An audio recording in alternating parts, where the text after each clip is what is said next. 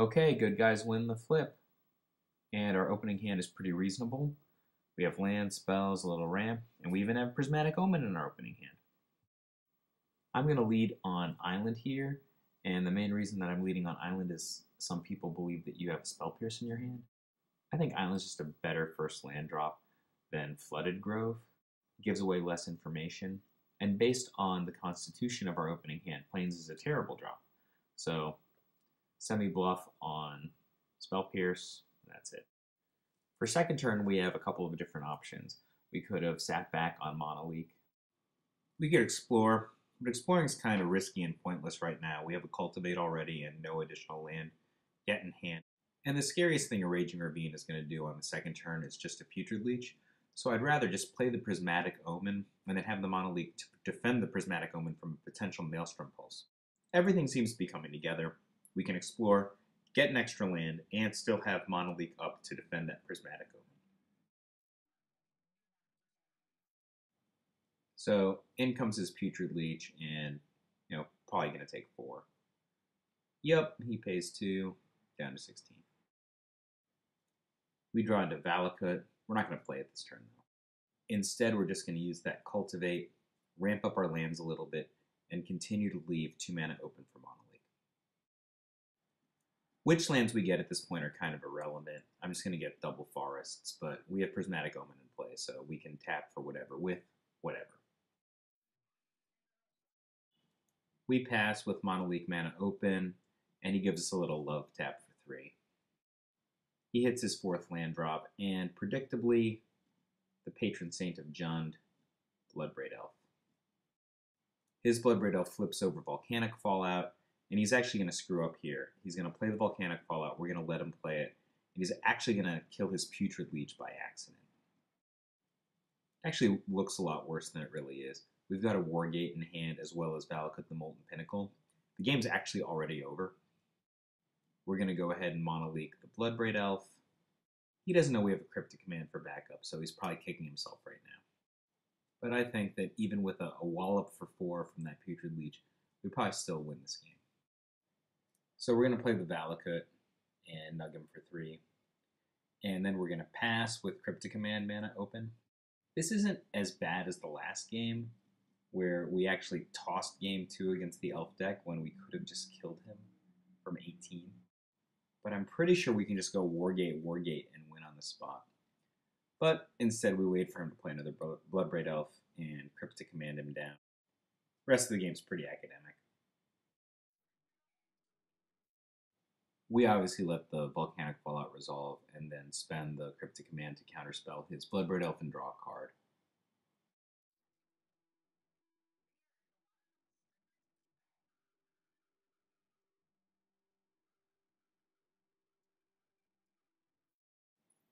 We pull a Rampant Growth, which obviously we don't actually need. So here comes the first Wargate. We're Wargating for 0. Obviously getting ourselves another Valakut the Molten Pinnacle. That's going to come into play, deal him 6. After the 2 body blows from that first Wargate, pretty much any of our ramp spells are going to be lethal. So once again, in the 1v1 queues, Cultivate draws the concession. So I was pretty sure that I wanted to side all the creatures in against Jund. Jund has just a ton of ways to deal with Prismatic Omen, just the card Prismatic Omen. They can rip it out of our hand with Thoughtseize, they can destroy it with Maelstrom Pulse once it's already on the battlefield. What you want to do is to diversify your ways to win so that you can't just get ruined by 1 or 2 cards. I left in a lot of my rampish stuff, so I left in Explore and some Wargates and 1 Scape Shift. I can theoretically still win with the Prismatic Omens Valakut combo, but the creatures are just actually really good against Jund. Great Sable Stag basically single-handedly won the World Championships against Jund last year, and both Kitchen Finks and Wormcoil Engine are exactly the profile of creatures that are effective against Jund. They blunt the offense, and they do a really good job against the heavy removal of Jund. All that said, even as much as I like the creatures, I think that the sideboarding can be improved a little bit, and we'll talk about that a bit later in this video.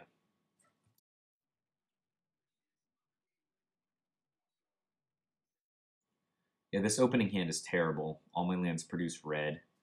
The only color that I don't actually have spells for.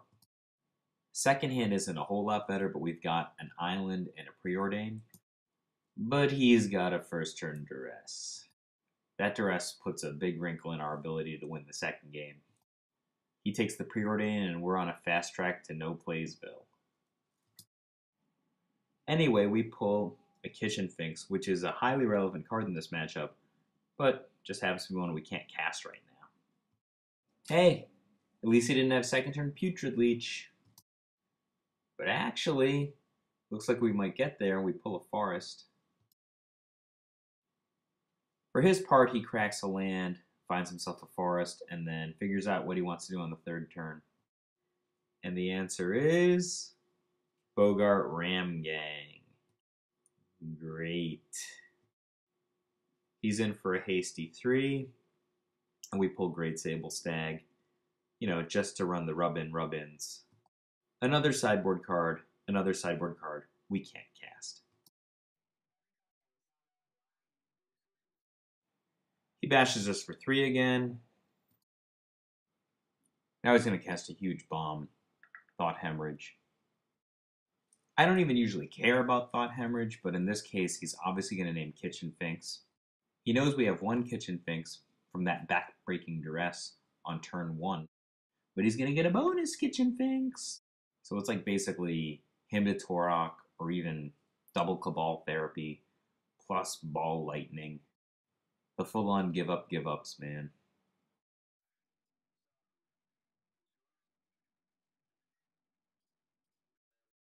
Miracle of miracles, we pull a land, and in fact it is a land that allows us to cast Great Sable Stag. We're not really actually that far behind. I was actually pretty surprised that he didn't attack us here. We pull a 4th land, and all of a sudden, we've got Cryptic Command. That could be a problem. We're only on 8. We draw an Explorer, but we're obviously not going to play the Explorer. We have to leave up Cryptic Command mana. So he's got a Lightning Bolt for our Great Sable Stag. We can't really let that resolve. The question is if I should have drawn a card. In hindsight, just bouncing the Raging Ravine might have been a better play. There's really not a lot we can do about consecutive Raging Ravine attacks. Crash! I make the only feasible block there. 3-3 for 3-3. We are down to 4 now. We pull a Preordain, but it doesn't exactly give us the Cryptic Command we needed. Really, our only play here is to run out of land and then bluff a Cryptic Command, which doesn't even win the game. But our opponent isn't exactly an easy mark, and he sees right through our bluff.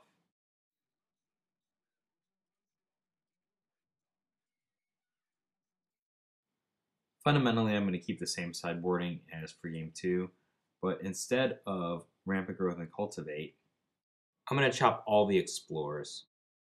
Explorer is a card that is arguably the strongest in the late game because you can see new cards with it, but it's way less consistent before you get there.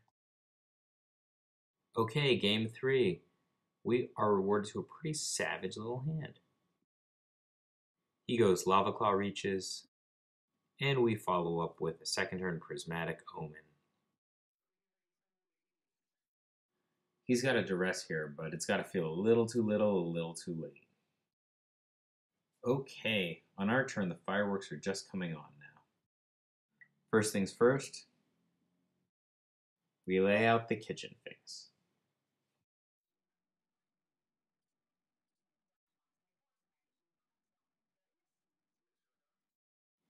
He doesn't have anyone to defend himself against Kitchen Finks yet, but he does have a Maelstrom Pulse.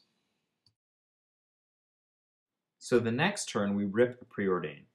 A greedier magician than I might cast the Preordain, optimize a land, and then play Great Sable Stag. There are countless things wrong with that plan. For one thing, our 2 non-island lands are both flooded groves, so if we tap the island to cast the Preordain and we screw up on the mana tap, even if we rip a land, we might not be able to cast the Great Sable Stag.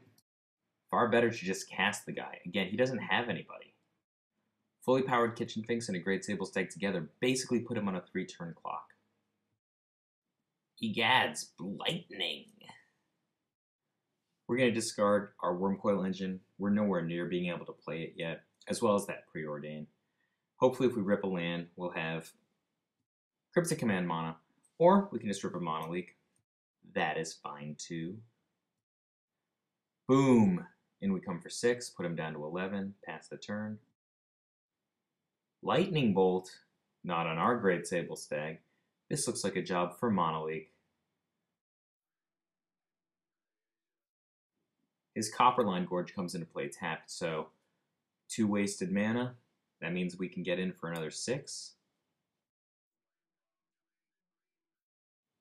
But first we're going to run out that Preordain. We're going to float some mana through Flooded Grove in case we can play something. Preordain reveals Great Sable Stag and Forest. We actually want to keep them both, I think. We're going to put the Forest in our hand and leave the Great Sable Stag on top of our deck. Yes, yes, Mother Moto, we've wasted mana. And in for 6, we put him down to 5.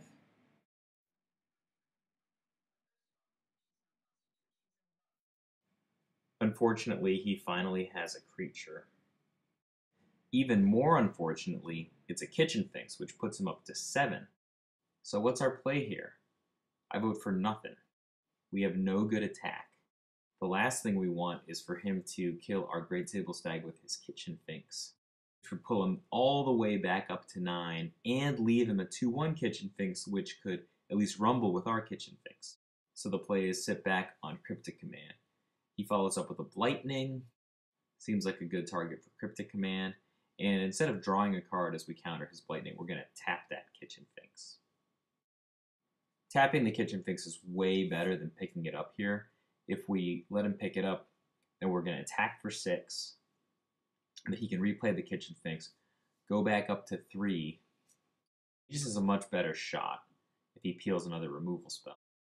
Instead, we've peeled a counterspell, put him down to 1. He has a Kitchen Finks. Obviously, we're going to counterspell that.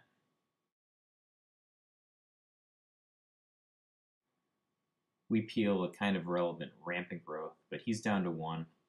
We swing with all of our guys, both of our guys, and he's got a block, but that should be it. Yay, good guys get a pack. So, we didn't play perfectly, but that's a pretty good run. This has been Michael J. Flores, and I hope you enjoyed the many, many tournament looks that we've had.